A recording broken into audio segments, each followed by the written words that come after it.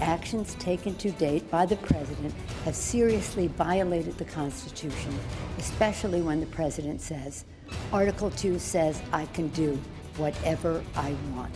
The top Democrat in the House launches an impeachment inquiry against the president. Therefore, today, I'm announcing the House of Representatives moving forward with an official impeachment inquiry. Look, it's just a continuation of the witch hunt. It's the worst witch hunt in political history. They're going to lose the election. The president must be held accountable. No one is above the law.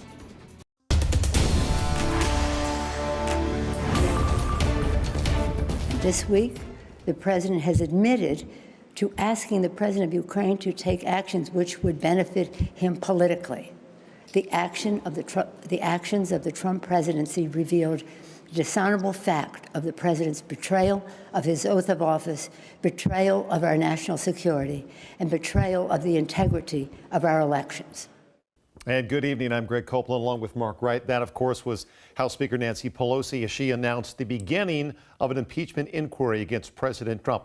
Now, remember, only 2 U.S. presidents in history have ever been impeached. So this is a process with huge consequences for the commander-in-chief, of course, and also the lawmakers pursuing impeachment.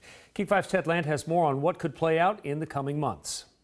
So when we're talking about impeachment, Professor Patrick Shetmer and Marco Lowe of Seattle U are going to help us understand impeachment and its impacts. the idea is that it would send a message to future presidents that this is the kind of behavior that we consider out of bounds. Impeachment's a formal accusation of wrongdoing, like an indictment, and it's started by Democrats who control the House. An impeachment vote from the House does not remove the president. It just puts it in the Senate's lap to act or not. And remember, the Senate is controlled by Republicans who back the president. What are the biggest challenges the Democrats face in pursuing impeachment now? I think from their own point of view, one of the biggest issues they're going to run into is a fear of shooting themselves in the foot. Is it possible this process backfires on the Democrats and harms them in 2020? It is possible. It definitely happened to the Republicans when they did it against President Clinton, and they lost the House in 1998.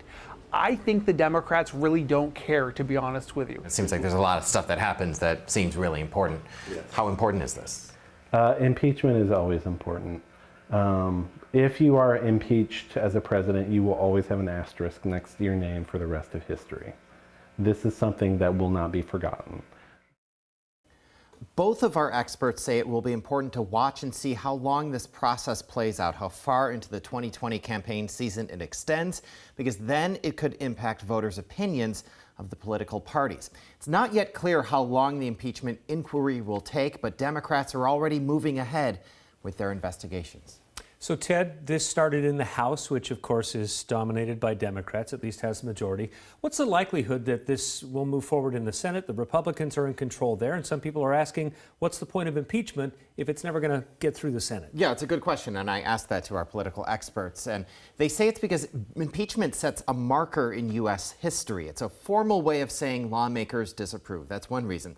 I asked if this is largely symbolic, and our experts said, to an extent, but it's possible more information could emerge in the impeachment process, which might change some lawmakers' minds. Not highly likely, but it's possible. It is a fascinating process. A Very lot of convoluted. Yeah, no kidding. All right, Ted, thanks. Thank you. So really, what happens next? The House will now investigate the president's actions. If the process goes as expected, it would be put to a House vote at some point where the president could officially be impeached. Then begins the uphill battle. The Senate, as Ted mentioned, would then hold a trial with House lawmakers serving as prosecutors and the president's lawyers on the defense. Now, 2/3 of the Republican-controlled Senate would need to convict President Trump for him to be actually removed from office. That would mean at least 20 Republicans crossing the aisle.